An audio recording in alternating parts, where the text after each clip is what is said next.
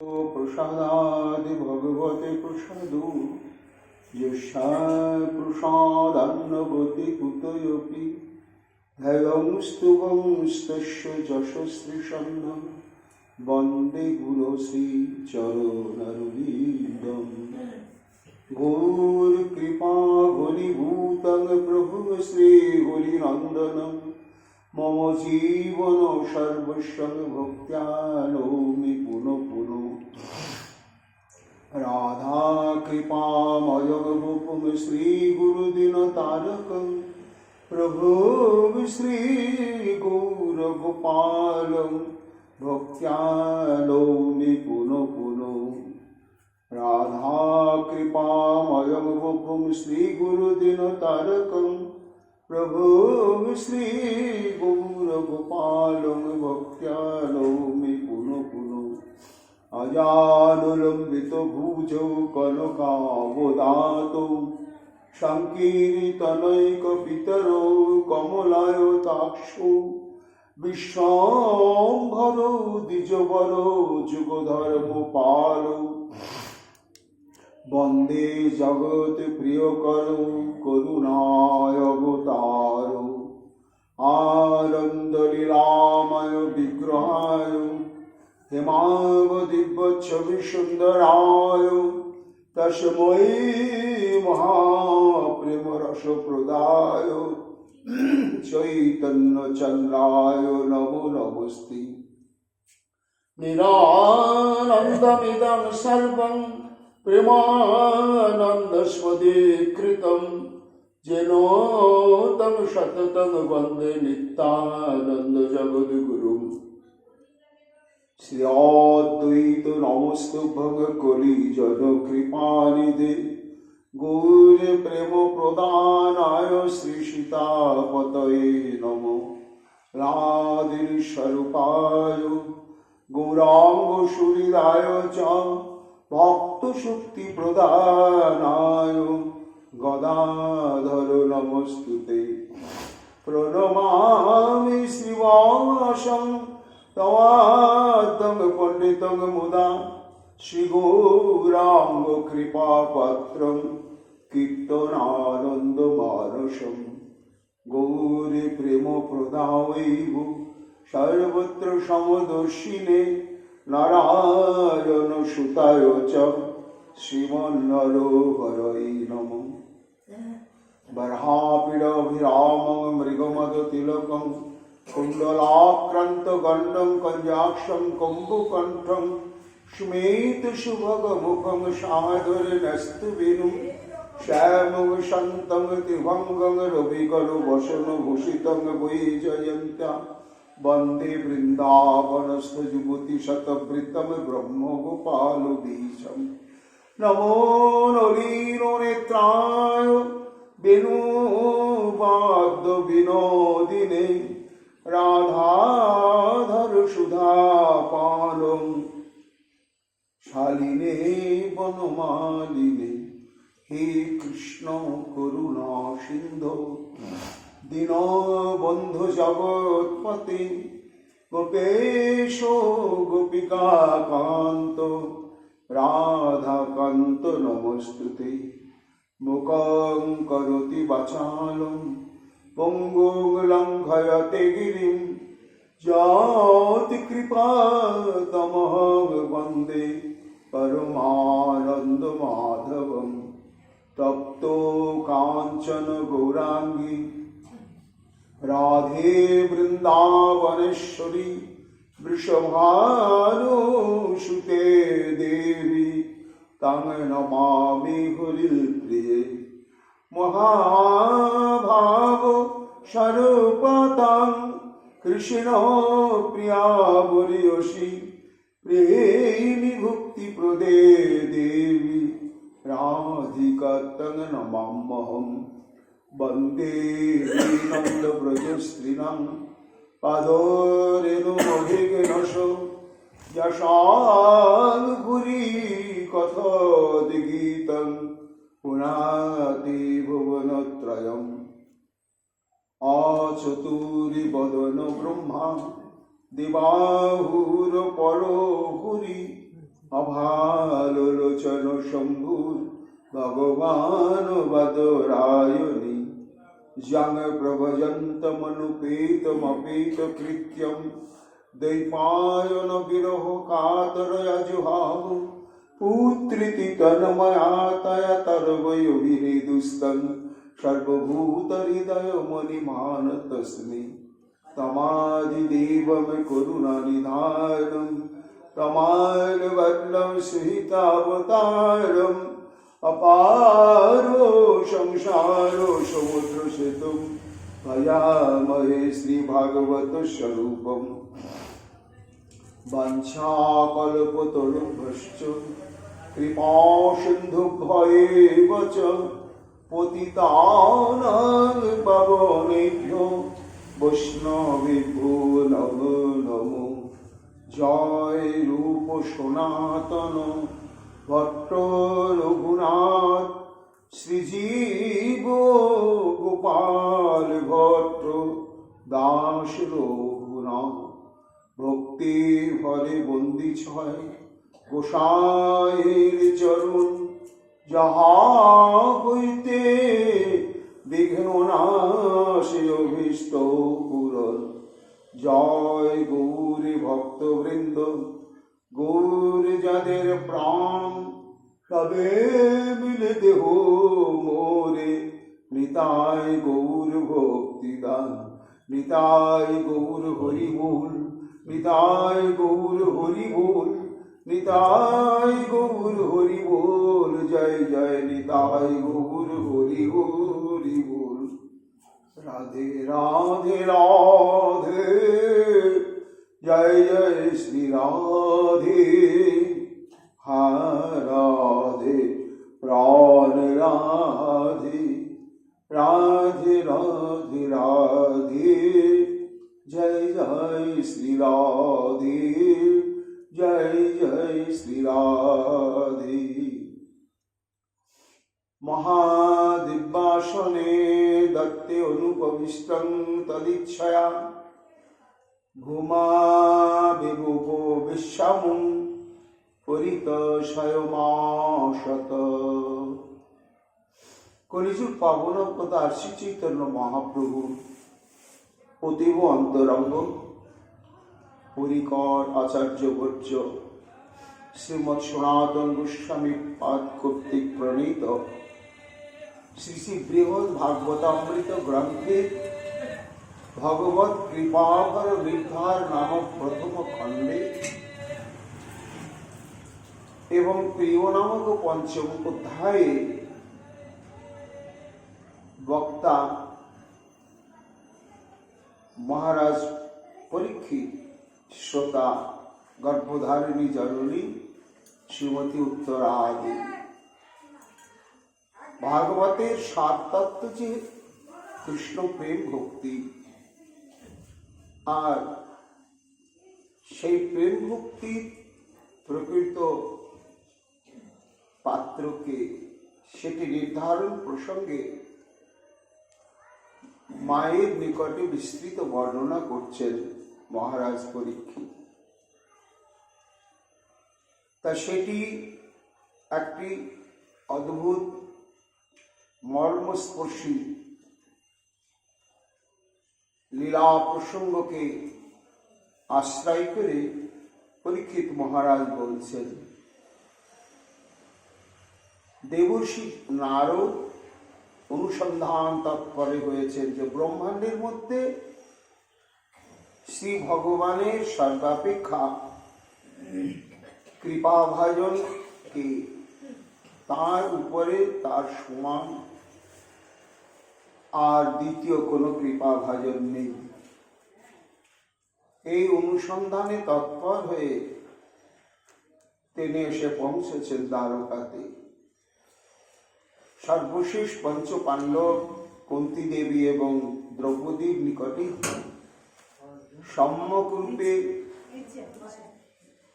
জানতে পারলেন যে সর্বাপেক্ষা কৃপাভাজন হচ্ছেন দ্বারকার যাদবগণ, যাদের নিগুড় প্রেম স্পর্শে প্রেম বন্ধনে যিনি তত্ত্বত স্বয়ং বৈকুণ্ঠনাথ, বৈকুণ্ঠ বিলাস যার একমাত্র বৈশিষ্ট্য, সেই বৈকুণ্ঠনাথ তিনি দ্বারকায় এই যাদবগণের হৃদয় নিংড়ানো প্রেমভক্তির বন্ধনে বদ্ধ হয়ে রয়েছে। এটি জানতে পেরে দেবর্ষি নারদ দ্বারকায় উপস্থিত হয়ে মর্মে মর্মে অনুভব করছেন, সত্যি এদের চাইতে ভগবান শ্রীকৃষ্ণের কৃপাভাজন জগতে আর কেউ নেই।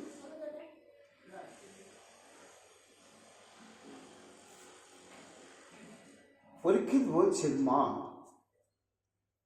এখানে একটি প্রশ্ন আছে, দেবর্ষি নারদ কি এই প্রথমে তিনি কেবল দ্বারকায় এলেন? কিন্তু আমরা শ্রীমদ্ ভাগবত এবং অন্যান্য পুরাণ হতে জানতে পারি যে দেবর্ষি নারদ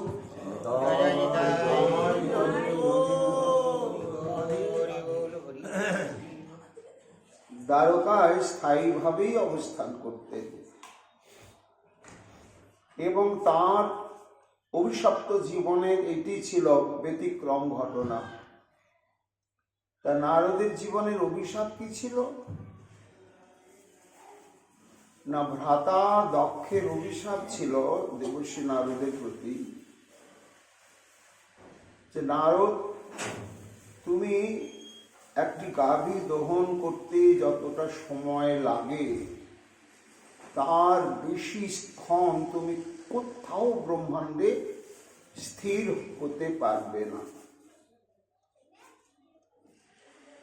আর এই অভিশাপের জন্য দেবর্ষি নারদ ওই গাভী দহন কালের বেশি সময় কোথাও দাঁড়াতে পারতেন না, তারপরে আবার স্থানান্তরে চলে যেতেন।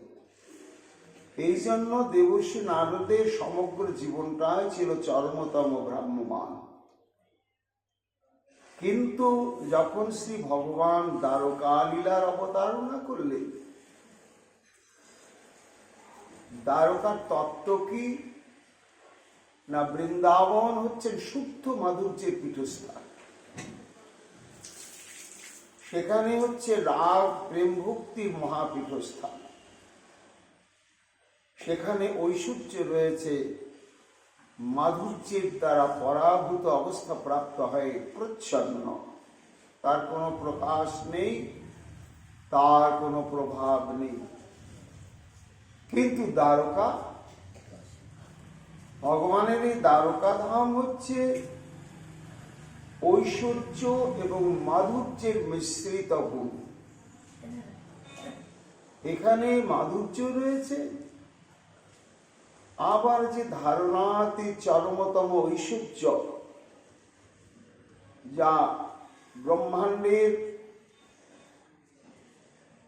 এই মায়ার সীমানার পরপারে যে ধাম অবস্থান করেন, যদ্যাত্মান নিবর্তন্তে তদ্ধাম পরমং মম, সেটি হচ্ছে বৈকুণ্ঠ ধাম। এই বৈকুণ্ঠনাথের বিলাস, বৈকুণ্ঠের ঐশ্বর্য কখনো ব্রহ্মাণ্ড অভ্যন্তরে কোন লোকে আসে না। কিন্তু ব্যতিক্রম হচ্ছে শ্রী ভগবান যখন স্বয়ং অবতীর্ণ হন এই পৃথিবীর বুকে কোনো যুগেতে, তখনই তিনি বৃন্দাবন, মথুরা এবং দ্বারকা লীলার অবতারণা করেন। কেবলমাত্র সেই যুগেতে এই পৃথিবী বৈকুণ্ঠকে ধরা ছোঁয়ার মধ্যে প্রাপ্ত হয়। কিন্তু নারদ এই দ্বারকা লীলায় যখন শ্রীকৃষ্ণ অধিষ্ঠিত হলেন, তখন এই যে তাঁর ভ্রাতার যে অভিশাপ ছিল গাভী দহন কালের বেশি কোথাও দাঁড়াতে পারবে না, সেটা ব্যতিক্রম হলো, উনি দ্বারকাতে এসে স্থায়ীভাবে থাকতে শুরু করলেন।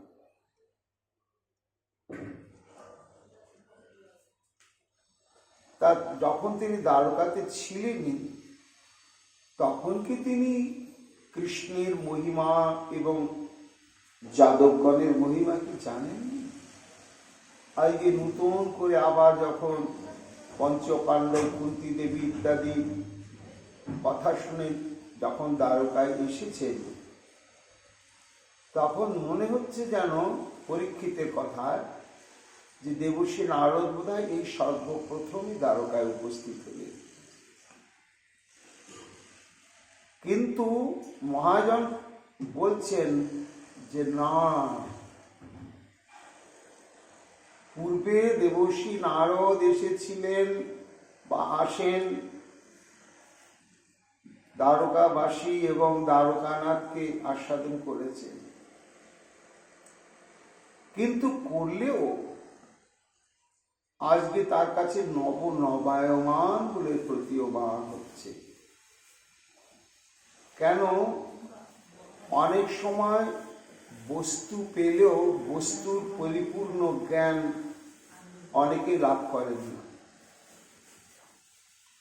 যে আদৌ সোনা চিনে না, সে যদি সোনা পায়, এটা দেখতে ভালো লাগছে, খুব চকচক করছে, এই চাকচিককে মুগ্ধ হয়ে তাকে সমাদর করে রাখেন, কিন্তু জানেন না যে এটা সোনা, এর কত মূল্য।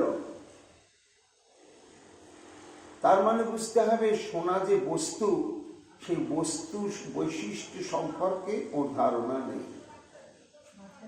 তারপরে সে যখন কারো মুখে শুনবে এটা সোনা, সোনার এই মহত্ব, সোনার এই মূল্য, সোনার দ্বারা এই হয়, তখন তার বস্তু জ্ঞানটা লাভ হবে। ও, এটা তো সোনাই বটে, সেই সোনা। তারপর দ্বারকা এসেছিলেন, এর আগেও বহুবার, বহুক্ষণ, বহুদিন ধরে বসবাস করেছেন দেবর্ষি নারদ, কিন্তু করলেও স্বাভাবিকভাবে দ্বারকাবাসীর কি মহত্ব, এই মহত্ব সম্পর্কে বস্তুজ্ঞান বা তত্ত্বজ্ঞান দেবর্ষি নারদ লাভ করেননি। কেন করেননি? বড় দুর্গেয় তত্ত্ব। সনাতন গোস্বামী তাঁর এই বৃহৎ ভাগবতামৃত গ্রন্থের দ্বারা সেটি প্রতিপাদন করছেন। কি না দেখো জগৎ, অনেক সময় ভগবত মহিমা বা ভগবত তত্ত্ব সম্যক উপলব্ধি করা যায়, কিন্তু ভগবত চরণে সমর্পিত চিত্ত, এই ভক্ত চরিত্র, ভক্ত মহিমা জানা বড় কঠিন। ভগবানের চাইতেও ভক্ত মহিমা এবং ভক্তের বৈশিষ্ট্য দুর্গেয়। এই জন্য পরীক্ষিত বলছেন, মা, এর আগেও দেবর্ষি নারদ দ্বারকায় বসবাস করেছেন, কিন্তু করলেও তিনি শ্রী দ্বারকানাথের মহিমা, বৈশিষ্ট্য ইত্যাদি তিনি অবহিত হয়েছেন। এই দ্বারকাবাসীগণের যে কি প্রেম, কি ভক্তি, কি মহিমা, এটি কিন্তু তখন মোটেও বিন্দুমাত্র অনুভব করতে পারেননি, চিন্তাও করতে পারেননি দেবর্ষি নারদ। এই পঞ্চপাণ্ডব, কুন্তী দেবী প্রমুখ এদের বচনে এবং বিচার তত্ত্বজ্ঞানে দেবর্ষি নারদ সম্যক উপলব্ধি করলেন যে দ্বারকানাথ তো ঈশ্বরতত্ত্ব, ভগবত তত্ত্ব ঠিকই আছে, কিন্তু তার চাইতে যে বিভু আর মহিমাযুক্ত তত্ত্ব হচ্ছে এই ভক্ত তত্ত্ব। আর এই ভক্ত তত্ত্বের মধ্যে সৃষ্ট হচ্ছে এই দ্বারকাবাসী ভক্তগণ। তাই এইবার সেই ভক্ত মহিমার পুনরাবৃত্তি দেবর্ষি নারদের নয়নে লেগেছে। আর সেই অনুরাগ মাখা নয়নে দ্বারকায় প্রবেশ করে সেই সুধর্ম সভায় সমাসীন সমস্ত যাদবগণকে দেখছে। দেবর্ষি নারদের আগমন জেনে তিনি তো সবারই পূজনীয়, সম্মানীয়, সব ছুটে গিয়ে একেবারে দণ্ডবত প্রণাম করে হাত ধরে নিয়ে এসে আসনে দিব্যাসনে বসিয়ে দিয়েছে। দিয়েই সব পূজা সামগ্রী নিয়ে আসছে। দ্বারকাবাসীগণ দেবর্ষি নারদকে পূজা করবেন বলে। কিন্তু মা যখন উত্তম আসনে দেবর্ষি নারদকে বসিয়ে দিলেন, সঙ্গে সঙ্গে দেবর্ষি নারদ কি করলেন? বসলেন না। ওই যে আসনটা দিলেন বসার জন্য, সেটাকে বারবার প্রণাম করলেন করে ভূমা দেব উপবেশামন, মাটিতেই বসে পড়লেন, মেঝেতে বসে পড়লেন। দেবর্ষি না, আপনি কি করছেন, কি করছেন? দেবর্ষি প্রবর অমেভি পূজা দ্রব্যং সমাহিতম নত্বা সঞ্জলিরুত্থায় বিনীত মুহু বাহতান। কতিপয় কৃষ্ণবংশীয় সব যাদবগণ দেবর্ষি নারদের সেবা পূজার সামগ্রী নিয়ে উপস্থিত হয়েছে। ধূপ, দীপ, মাল্য, চন্দন এবং প্রসাদ ইত্যাদি। ভূমিতে তো বসে পড়েছেন। তারপরে যখন তাকে পূজার সামগ্রী নিয়ে আসছে পূজা করবার জন্য, তখন তিনি লুটিয়ে পড়ে সবাইকে প্রণাম করে সেই অর্ঘ্য নৈবেদ্য যা পূজার জন্য আনা হয়েছিল সেগুলোকে বারবার নমস্কার করলেন।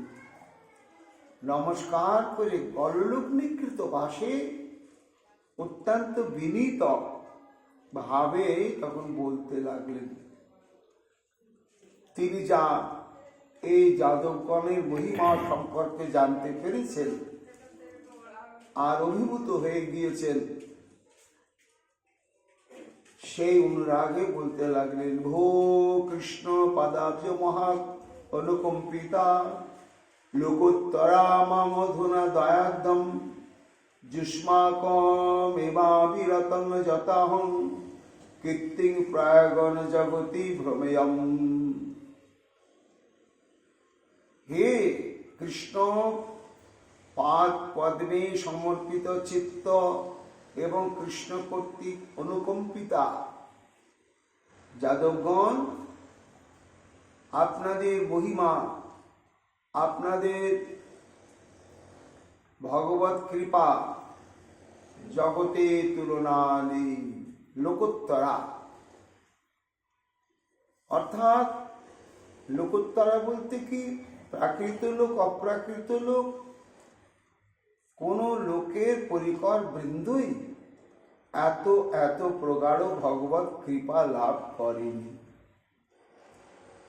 আপনারা যা কৃপা লাভ করেছেন বলে কাঁদতে কাঁদতে বলছেন, আজ আমি কৃপা ভিখারি হয়ে আমার ভিক্ষার ছোলাটা নিয়ে এসে দাঁড়িয়েছি।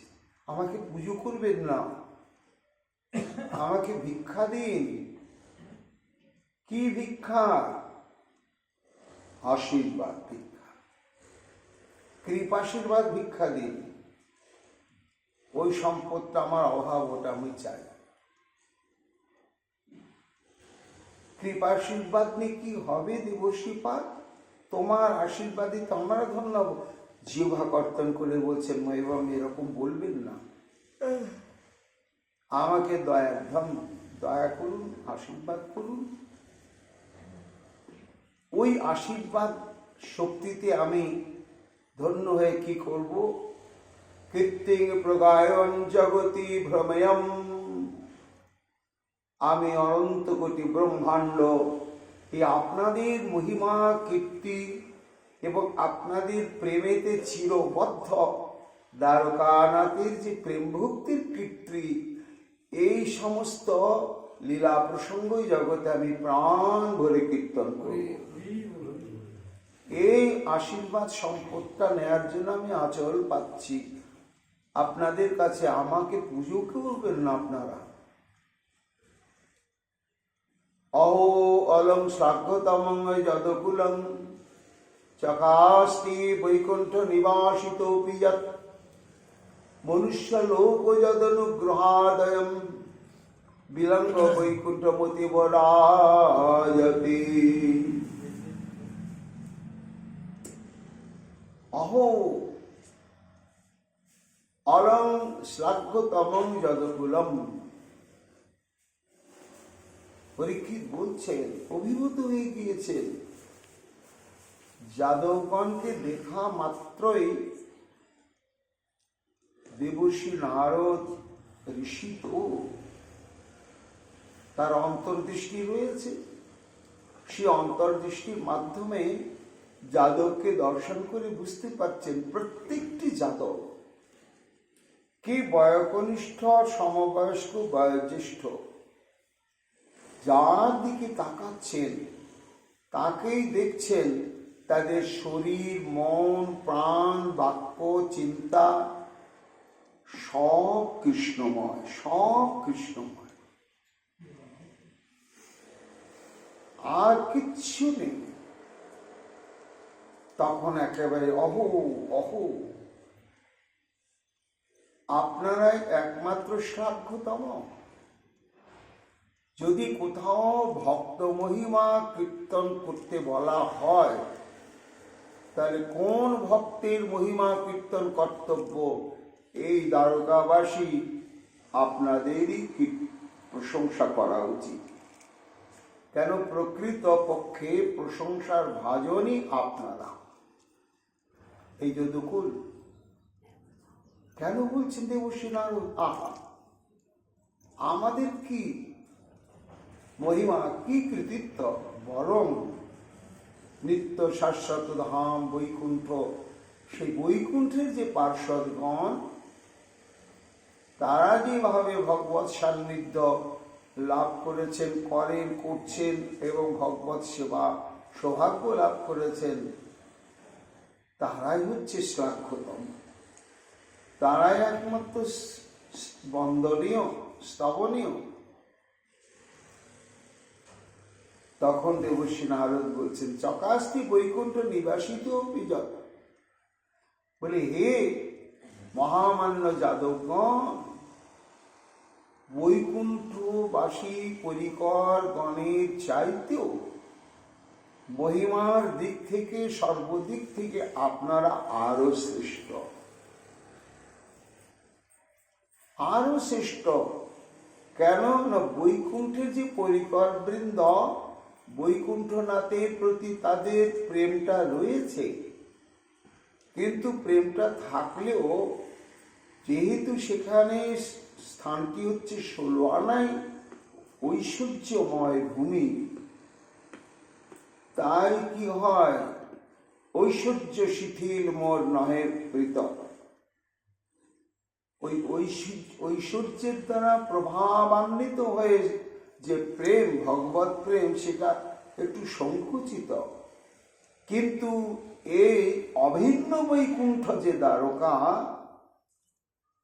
এই মর্তলোকে অভিন্ন বৈকুণ্ঠে দ্বারকাবাসী আপনারা, আপনাদের প্রেম সংকুচিত নয়। এই জন্য বৈকুণ্ঠবাসী পরিকর বৃন্দের চাইতে আপনারা শ্রেষ্ঠ শ্রেষ্ঠ। এই দ্বারকাটা কোথায় অবস্থান করছে? পৃথিবীর বুকে। 14 ভুবনের মাঝখানে পৃথিবী। তখন পরীক্ষিত বলছেন, মা, এই পৃথিবীর বুকে দ্বারকা অবস্থান করছে, এই কথাটা মনে হতেই তখন দেবর্ষি নারদ ভাবলেন যে পৃথিবীও কৃষ্ণের কম কৃপা পাত্রী, কৃপা ভাজন নয়, তার কত সৌভাগ্য! আহা, বলে তখন পৃথিবীর উদ্দেশ্যেই বলছেন বৃত্ত্বা ধরিত্রী ভবতি সফল প্রয়াসা যস্যাং জনুর্বসতি কেলিচয় কিলৈষম যেষাং মহাহরিদিয়ং নিবসন গৃহেষু কুত্রাপি পূর্বমকৃতৈ রমতি বিহারৈ। হে দ্বারকা ক্ষেত্রে পৃথিবী বা ভূমি, তুমি তো ধরা, ধরিত্রী, ধরণী, সবাইকে ধারণ করে রয়েছ। তা তুমি যে ধরিত্রী, এই ধরিত্রী নামটা কখন সফল হয়েছে? না যেদিন তোমার বুকে এই দ্বারকা ধাম প্রকটিত হয়েছে। দ্বারকা ধামকে তুমি নিজ পক্ষে ধারণ করবার সৌভাগ্য লাভ করেছ। হে ধরিত্রী দেবী, সেই দিন থেকে তোমার দুর্ভাগ্য বিদায় নিয়েছে আর সমস্ত সৌভাগ্য সমাগত হয়েছে। কেন? যস্যাং জনুর্বসতি কেলিচয় কৈলাসম, যে বৈকুণ্ঠনাথ বৈকুণ্ঠে ষড়ৈশ্বর্যপূর্ণ ভগবান রূপে যে সমস্ত লীলা বিলাস সম্পাদন করে থাকেন, কেবলমাত্র সেটি বৈকুণ্ঠবাসীগণই ভোগ করেন। কিন্তু অভিন্ন বৈকুণ্ঠে দ্বারকা, এখানে ভগবান আরো আরো প্রেমবদ্ধ হয়েছে। বৈকুণ্ঠে ভগবান কেবল লক্ষ্মী দেবীকে নিয়ে আছেন, আর এইখানে 16,108 মহিষী, এরাই তো লক্ষ্মী স্বরূপা, বহু রূপে বহু ভাবে। এইরকম লীলা বিলাস বৈকুণ্ঠে নেই। কোথায় আছে? দ্বারকা। আর দ্বারকা কোথায় আছে? পৃথিবীর বুকে। তাহলে দ্বারকা শ্রী বিষ্ণু, পৃথিবীর খুব দুঃখ ছিল যে আমি পৃথিবী, এই সাধু অসাধু সর্বজীবকে, রাজা মহারাজা ইত্যাদিকে আমার মুখে আমি ধারণ করে আছি, করি থাকি বা করতেও হবে। কিন্তু বৈকুণ্ঠে যে ভগবান তার পরিকর বিন্দুকে নিয়ে যে ঐশ্বর্য লীলা কেলি বিলাস আর সাধন করছেন, অত দূরে উঠে আমি সেই বস্তুকে আস্বাদন করতে পারবো না। কেন? বৈকুণ্ঠ কোথায়? সেখানে আমার মতো পৃথিবী পৌঁছাতে পারবে না। কেন? আমি তো পঞ্চভূতাত্মা, ক্ষিতি অপ্তিস বরূপম। কিন্তু বৈকুণ্ঠে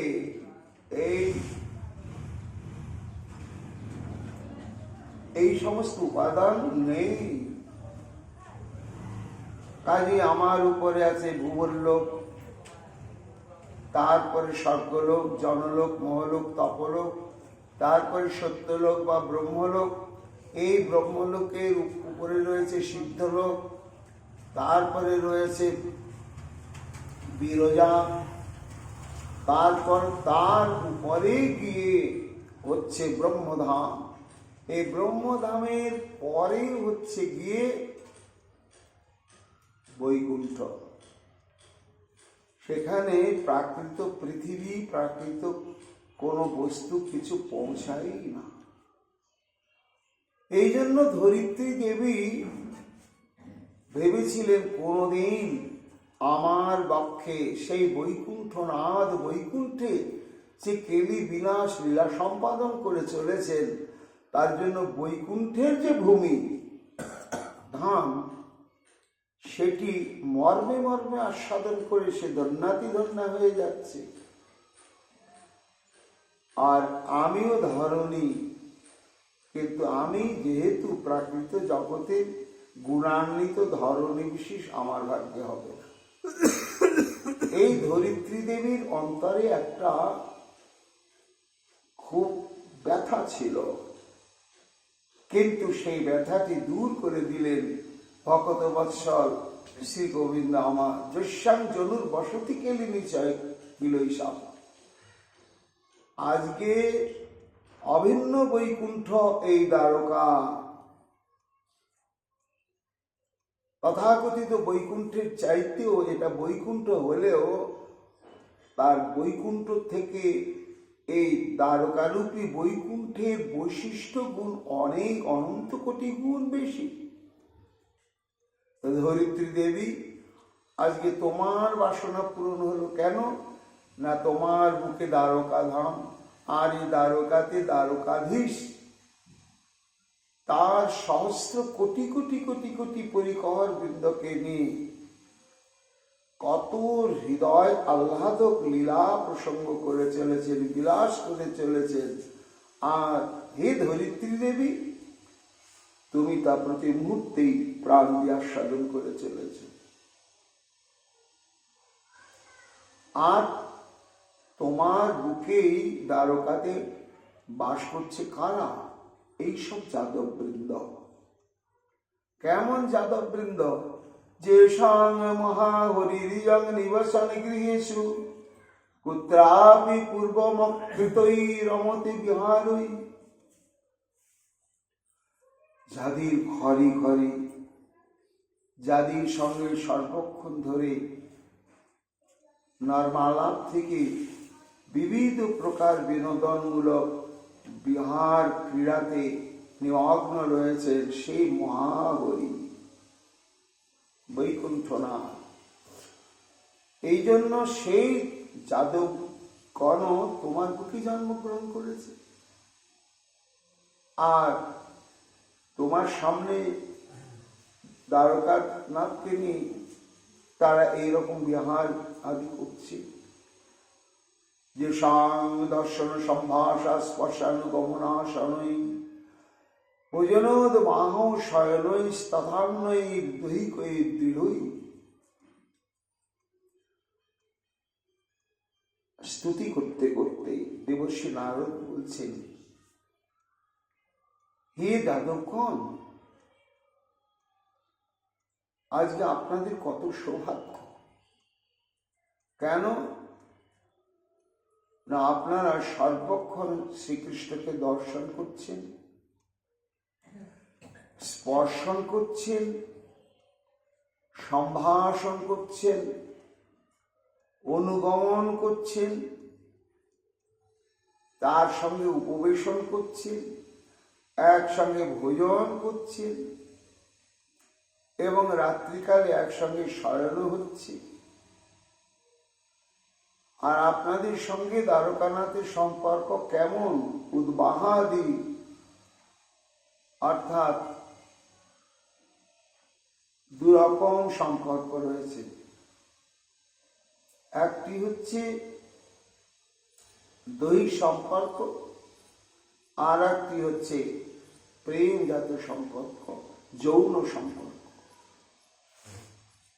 সেটি কি না এই যাদব বংশীয় গণ থেকে উদ্ভূতা কন্যাগণের তিনি প্রাণী গ্রহণ করেছেন। এইখানে যাদবগণের চরমতম সৌভাগ্য যে তাদের বংশজাত কন্যার সঙ্গে শ্রীকৃষ্ণের নিবিড় সম্পর্ক, লীলা পরিকর্ত লাভ করেছেন তারা। কেমন সম্পর্ক? বিবাহ বন্ধন, এটাকে বলা হয় যৌন সম্পর্ক। আর দৈহিক সম্পর্ক দায়বদ্ধতা কোথায়? না পিণ্ডদানের সম্বন্ধ। বংশে যদি কেউ দেহ রাখে এই যাদব বংশে, তাহলে অনেক সময় শ্রীকৃষ্ণ পিণ্ডদান করেন, করতে বাধ্য তিনি রক্তের সম্পর্কের সূত্র ধরে। তাহলে আপনাদের সঙ্গে তার বিবাহাদি যৌন সম্পর্ক প্রগাঢ়। আবার দেহান্তে পিণ্ড প্রদানাদি পূর্বক যে পারলৌকিক ক্রিয়ার ক্ষেত্রেও সম্পর্কটা কত ঘনিষ্ঠ। এবং শুধু তাই নয়, দুশ্ছেদ্য প্রেম সম্বন্ধ আত্ম সম্বন্ধ অধিকই বদ্ধ স্বর্গাপ বর্গেচ্ছাঞ্চিত্বা ভক্তি বিবর্ধায়ন। দেবর্ষি নারদ বলছেন যে হে যাদবগণ, আহা, এই যে আপনাদের সঙ্গে দুই প্রকার সম্বন্ধ, এই সম্বন্ধগুলো হচ্ছে দুশ্ছেদ্য। কোন সম্বন্ধকে ছেদন করা যাবে না। কোন কৃষ্ণের সঙ্গে তাদের এই দুশ্ছেদ্য সম্বন্ধ? না যে কৃষ্ণ বদ্ধ স্বর্গাপ বর্গেচ্ছাং চিত্বা ভক্তি বিবর্ধায়ন, অর্থাৎ যার নাম করলে, যার চিন্তন করলে হেলয়া শ্রদ্ধায়া বা, যার ভক্ত সঙ্গ করলে যে সমস্ত ভোগ পরায়ণ বিষয় ভোগাসক্ত ব্যক্তি, তাদের ইহলোকের ভোগের বাসনা এবং দেহান্তে স্বর্গলোক ভোগের বাসনা, আবার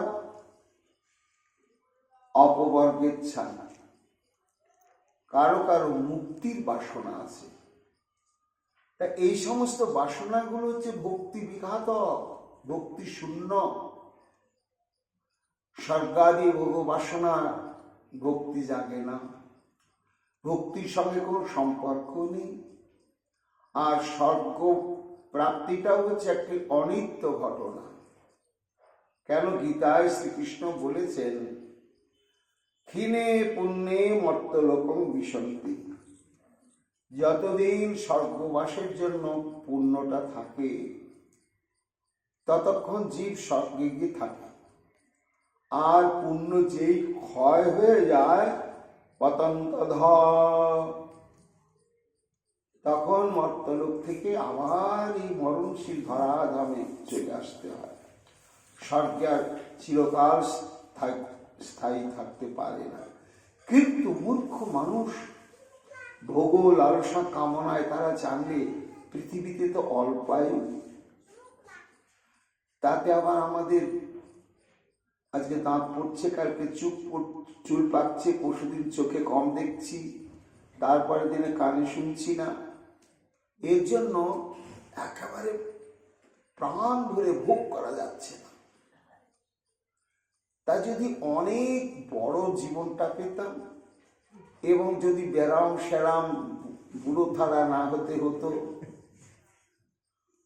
আবার এখানে ঝামেলা আছে, ভোগ করতে চাইলেই যদি আমার সামর্থ্য না থাকে আমি পাবো না। এই সামর্থ্যটা আনতে গেলে আবার কোটি কোটিপতি হতে হবে, তবে আমি যখন যেটা ভোগ করতে চাই আমি সেটা পারবো। তার চাইতে এই ভোগ কোথায় সব থেকে বেশি? যেখানে বহুদিন ভোগটা চলবে, আর ভোগ করতে গিয়ে ভোগ্য বস্তু ফুরাবে না, আর ভোগের ক্ষমতাও হারাবে না। তারা চিন্তা করলে সেটাই হচ্ছে স্বর্গ। কেন না, আমাদের এক বছরে দেবতাদের হয় 24 ঘন্টা, আমাদের 365 বছরে দেবতাদের হয় 1 বছর। এইভাবে দেবতারা 100 বছর বাঁচে। তাহলে আমাদের পরমায়ুর চাইতে দেবতাদের পরমায়ু কতটা বড়? তা আমরা যদি 100 বছর বাঁচি আর দেবতারা যদি 100 বছর বাঁচে, তো ওদের 100 বছরের যে সময়কাল আমাদের তাতে লক্ষ লক্ষ বার ওই 100 বছর আয়ু নিয়েও জন্ম মৃত্যু চলতেই থাকবে। দ্বিতীয় হচ্ছে স্বর্গবাসী ভোগ সর্বস্ব জীবন, তারা বুড়ো হয় না, দাঁতও পড়ে না, চুলও পাকে না, চোখে ছানিও পড়ে না। এই জন্য তাদের সর্বদিক থেকে ইন্দ্রিয়গণ একেবারে ভোগের সমর্থ। তৃতীয় হচ্ছে সেখানে অর্থ উপার্জনের কোনো ঝামেলা নেই। একমাত্র পৃথিবী নয়, এই ভারতবর্ষ ছাড়া ব্রহ্মাণ্ডে কোথাও পেট চালানোর জন্য চাকরি বাকরি, কৃষি, ব্যবসা বাণিজ্য কোথাও করতে হয় না। তা চলে কিসে? বলে ওটাই ওই সমস্ত ধামের বৈশিষ্ট্য।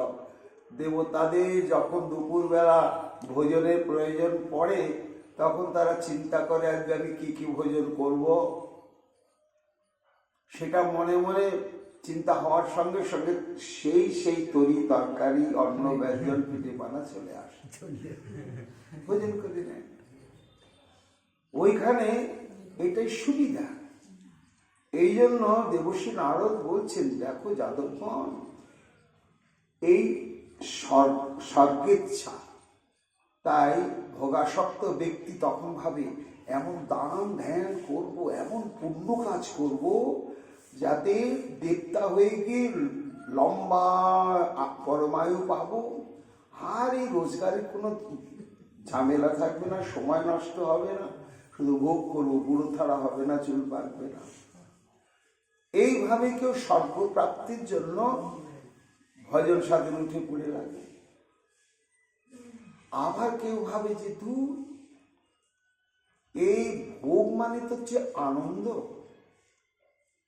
খেয়ে নিয়ে দেখে শুনে যত প্রকার আনন্দ, এটার নামই ভোগ। তা যেন তেন প্রকারণে আনন্দ প্রাপ্তিটাই হলে হতো। তা দেবতারাও মরে, তারা এত বড় লম্বা পরমায়ু পেলেও 100 বছর পরে হরিবোল হয়। তাহলে মরতেও হবে না, এই আনন্দ ভোগটা অখণ্ডভাবে থাকবে, ভোগ বাসনা আরো সূক্ষ্ম হয়ে যায়। দেবর্ষি নারদ বলছে জীবের ভোগ বাসনাটা আরো সূক্ষ্ম হয়ে ভাবে যে এমন কোথায় গেলে শুধু আনন্দানুভূতি থাকবে, জন্ম মৃত্যু কিছুই থাকবে না। তখন তারা জানতে পারে যে সব থেকে অখণ্ড আনন্দ হচ্ছে মোক্ষানন্দ, অর্থাৎ আনন্দ স্বরূপ পরম ব্রহ্মে যদি লীন হয়ে যাওয়া যায় তখন আর জন্ম মৃত্যু ঝামেলা থাকবে না। অখণ্ড কেবল আনন্দানুভূতি রসে ডুবে থাকা হবে। তখন ওই ভোগাসক্ত ব্যক্তিগুলো পৃথিবীর ভোগাসক্তির থেকে ওরা স্বর্গের ভোগাসক্তিতে আসক্ত হয়, সেখান থেকে মোক্ষানন্দ আসক্তিতে চলে যায়। তা এই সমস্ত আসক্তির পরিণাম কি না, কোথাও প্রেম ভক্তির সম্বন্ধ নেই, আর প্রেম ভক্তি প্রাপ্তিরও কোনো সম্ভাবনা নেই। এই জন্য সেখানে আত্মানন্দ রয়েছে, সেবানন্দটি নেই। দেবর্ষি নারদ বলছেন, হে যাদবগণ, শ্রীকৃষ্ণ কত কৃপাময় তোমাদের মধ্যে, যে তোমরা তো পৃথিবীবাসী, তোমাদের মধ্যে এই পৃথিবীর ভোগ বাসনা, স্বর্গের ভোগ বাসনা এবং মোক্ষের ভোগ বাসনা থাকা উচিত বা ছিল। কিন্তু শ্রীকৃষ্ণ কি করেছেন? সিত্বা ভক্তি বিবর্ধয়ম, সেই পৃথিবীর ভোগাসক্তির বাসনাকে একেবারে কেটে দিয়েছে, পুড়িয়ে শেষ করে দিয়েছে। স্বর্গের ভোগ বাসনাকেও শেষ করে দিয়েছে, মোক্ষের ভোগ বাসনাকেও শেষ করে দিয়েছে। যে যে দুর্লভ সম্পদ, যেটি কাউকে তিনি দিতে চান না, সেই বস্তুটি আপনাদের প্রদান করেছেন, প্রদান করেননি, বিবর্ধয়ন। আবার সেটা দিন দিন যাতে আরো বাড়তেই থাকে আপনাদের প্রেম ভক্তি, তার জন্য তিনি একেবারে কৃপাশীর্বাদ দিয়েই চলেছেন। তাহলে কত সৌভাগ্য।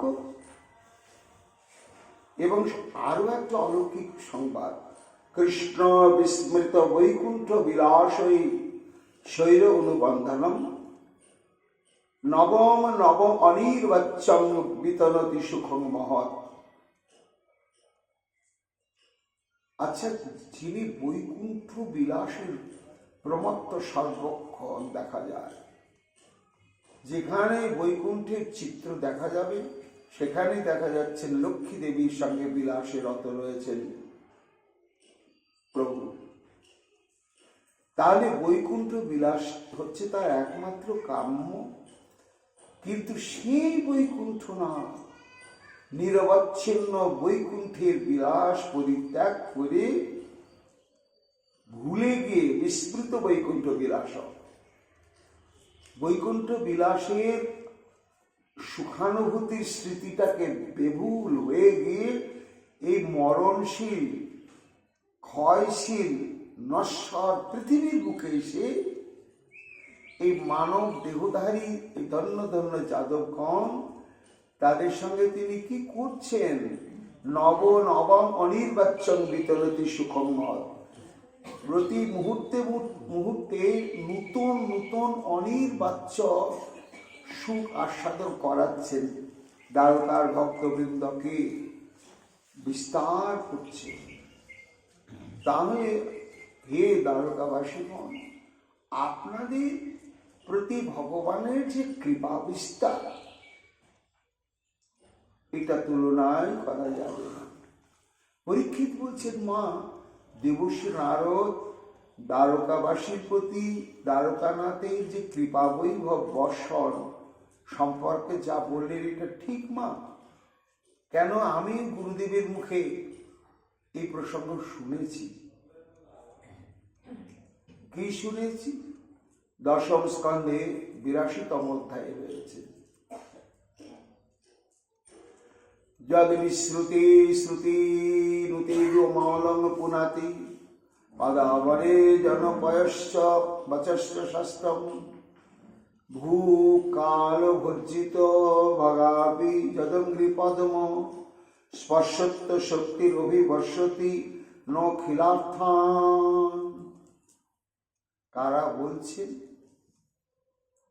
একটা দুর্লভ যোগ মহোৎসবে সমাগত হয়েছে সমগ্র পৃথিবীবাসী কুরুক্ষেত্রে।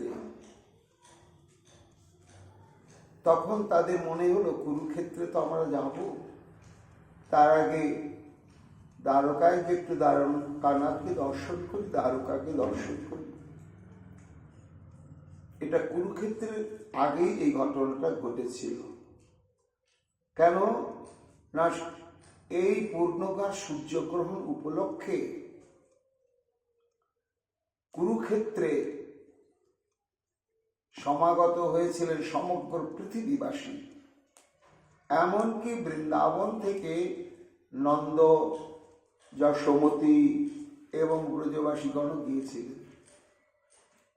তো যাই হোক, পঞ্চ পাণ্ডব, তাদের আত্মীয় স্বজন এবং তাদের সুপরিচিত শরীর সমস্ত বিশিষ্ট বিশিষ্ট রাজন্যবর্গ, রাজা মহারাজাগণ, তাদের মনে হলো যে আমরা তো কুরুক্ষেত্রে তীর্থস্থান করবই সূর্যগ্রহণ উপলক্ষে, তার আগে একটু কৃষ্ণধাম আর কৃষ্ণ দর্শন করি। তখন তারা সবাই এই দ্বারকায় এসেছিলেন। এসে তখন এই দ্বারকার মহিমা আর যাদবগণের মহিমা দেখে তারা অভিভূত। কেন আমরা আগেই বলেছি আলোচনায় যে ভগবত মহিমার চাইতে দুর্গেয় এবং চরমতম আস্বাদ্য হচ্ছে ভক্ত মহিমা। আজকে যুধিষ্ঠিরাদি এরা সমস্ত তত্ত্বজ্ঞ রাজন্যবর্গ, তারা কৃষ্ণের মহিমা সম্পর্কে অবহিত ছিলেন, কিন্তু ভক্তের মহিমা সম্পর্কে অবহিত ছিলেন না। দ্বারকাতে যখন তারা এসে সচক্ষে সব দেখলেন, দেখার পরে তখন তারা বুঝলেন যে দ্বারকাবাসীর প্রেমের মহিমা কত গভীর। তাই শ্রীকৃষ্ণকে স্তুতি করতে করতে তারপরে দ্বারকাবাসীগণকে তারা বলতে লাগলেন যে যৎ বিশ্রুতি শ্রুতি নুতি অমলং পুনাতি পাদা বনজন পয়স্য বচস্য শাস্ত্রম।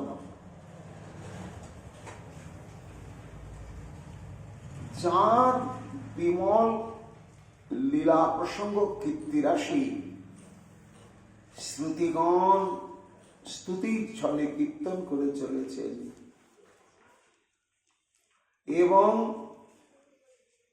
পাদা বনেজ পয়স্য বচস্য শাস্ত্রম, যার চরণ নিঃসৃত গঙ্গা বাড়ি সমগ্র পৃথিবীকে পবিত্র করে দিচ্ছেন। আর বচস্য শাস্ত্রম, যার মুখ নিঃসৃত বাণী সেই গীতার বাণী সমগ্র বিশ্বকে অজ্ঞানতার অন্ধকার থেকে উদ্ধার করে তত্ত্বজ্ঞান সম্পাদন করছেন। এবং শুধু তাই নয়, ভূ কালো বর্জিত ভাগাবি কৃষ্ণের আবির্ভাবের পূর্ব মুহূর্তে ধরিত্রীর দেবী ভয়ঙ্কর দুর্দশাগ্রস্ত প্রাপ্ত হয়েছিলেন, পীড়িতা হয়েছিলেন, ভারী আক্রান্ত হয়ে পড়েছিলেন, যার জন্য কালো বর্জিত ভাগাবি, এটা কালো প্রভাবে কালের গতিতে অসুর স্বভাব বিশিষ্ট রাজন্যবর্গের ধর্ম বিগলিত আচরণে ধরিত্রী দেবী পীড়িতা হয়েছিলেন। কিন্তু তিনি আবার মহাপবিত্র, মহাশক্তিশালী, মহাকীর্তিমতী হলেন কখন? না শ্রীকৃষ্ণ যখন আবির্ভূত হলেন এই পৃথিবীর বুকে। সেই কথাই বলছেন, কালো ভর্জিত ভাগাদি যদঙ্গ্রি পদ্ম স্পর্শ, যার পাদ পদ্ম স্পর্শে কি হচ্ছে? ধরিত্রী দেবী আবার পূর্বের মহিমায় সুপ্রতিষ্ঠিত হয়েছে। শুধু হয়নি, অভিবর্ষতি নো অখিলার্থান, আজকে পৃথিবী সেই তোমাদের প্রেমের আকর্ষণে আবদ্ধ দ্বারকানাথের চরণ স্পর্শে শক্তিমতী হয়ে সে আমাদেরও সর্ববিনাশ পূরণ করছে। ধন্য তোমরা দ্বারকাবাসী। এই বলে যুধিষ্ঠিরাদি এবং পৃথিবীর রাজন্যবর্গ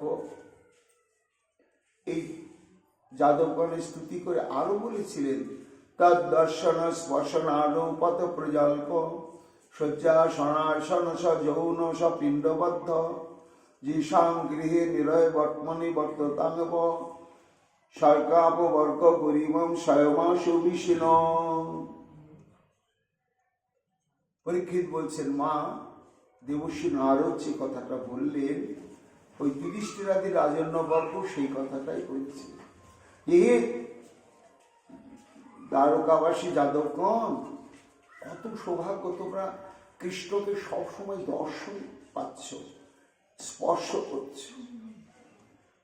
তার সঙ্গে সঙ্গে ঘোরাফেরা করছে, তিনি যেদিকে যাচ্ছে সর্বক্ষণ প্রজল্প, তার সঙ্গে নিরন্তর নর্মালাপ হচ্ছে, আবার একসঙ্গে শয়ন, উপবেশন, ভোজন, আবার তার পুত্রের সঙ্গে তোমাদের কন্যার বা তার কন্যার, তার বংশের কন্যার সঙ্গে তোমাদের এই পরস্পর বৈবাহিক যৌন সম্বন্ধ এবং স্বপিণ্ড বন্ধ, এই যে নিবিড় সম্পর্ক স্থাপন হয়েছে কার সঙ্গে? সেই গোবিন্দের সঙ্গে। এই জন্য তোমরাই হচ্ছে সার্থক জীবন। পরীক্ষিত বললেন, মা গুরুমুখে আমি এই কথা শুনেছি, আজকে সেই কথাগুলোই আবার পুনরাবৃত্তি করছেন দেবশ্রী নারদ। কি বলে? শয্যা সনাতন আলাপ ক্রীড়া স্নান অসনাদিষু বর্তমানাপি সাঞ্জে কৃষ্ণ প্রেমনা স্মরন্তি ন।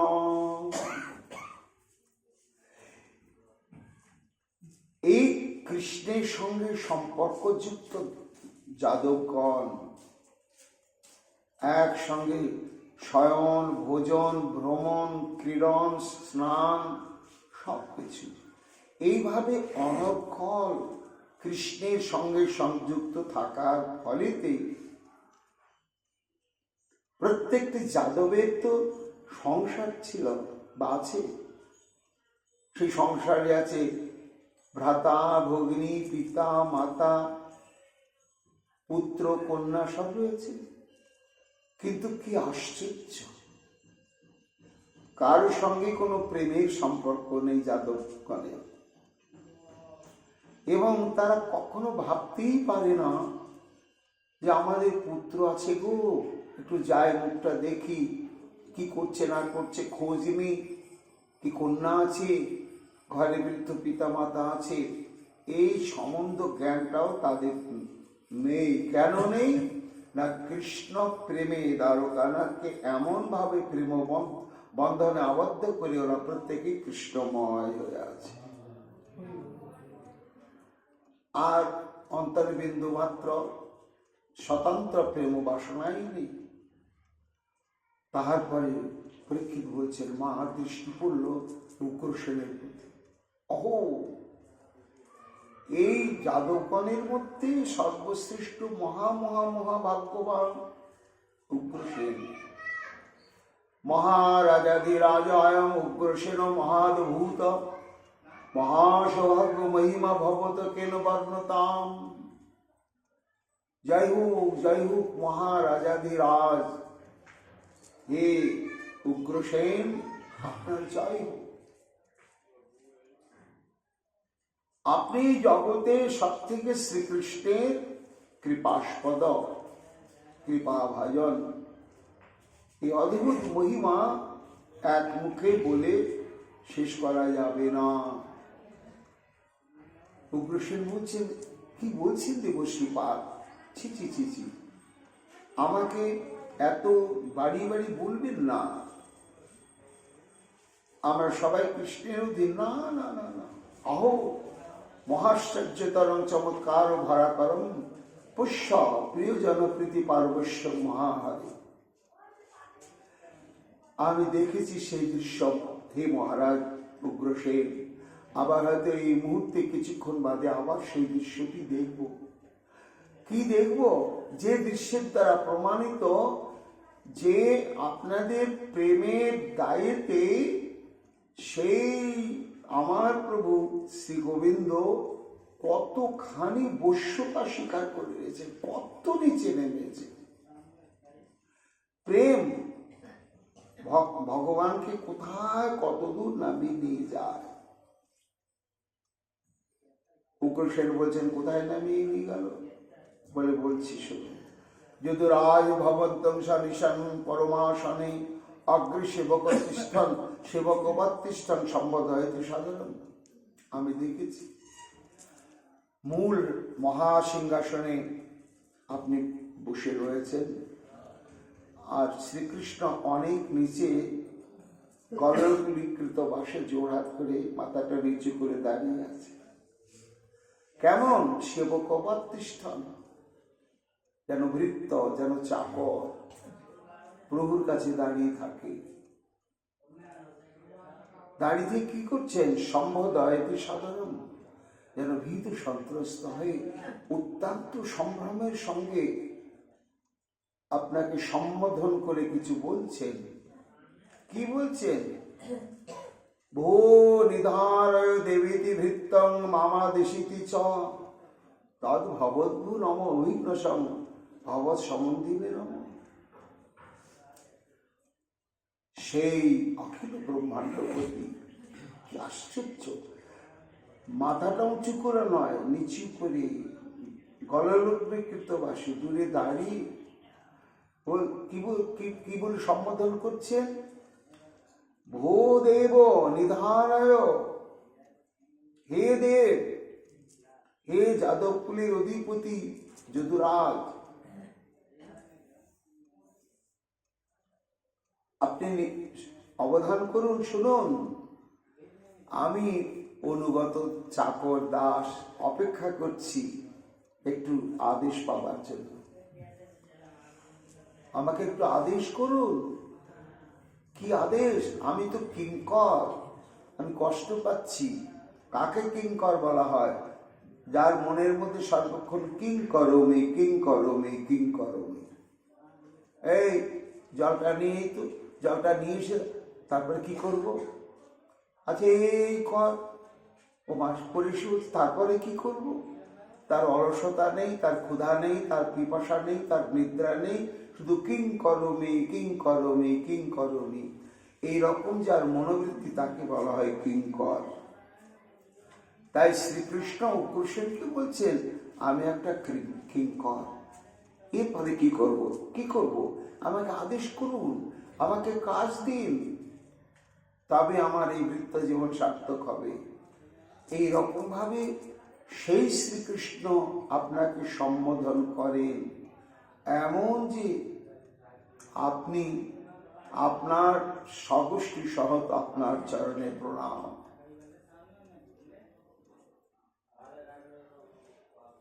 এরপরেতে যাদবগণের সম্পর্কে আর কি মন্তব্য পোষণ করলেন মহাপ্রভুর কৃপায় আগামীকাল আমরা তা শ্রবণ কীর্তন করব। এখনকার মতো বৃহৎ ভাগবতামৃত কথা এইখানে বিশ্রাম লাভ করছে। জয় জয় রাধে কৃষ্ণ।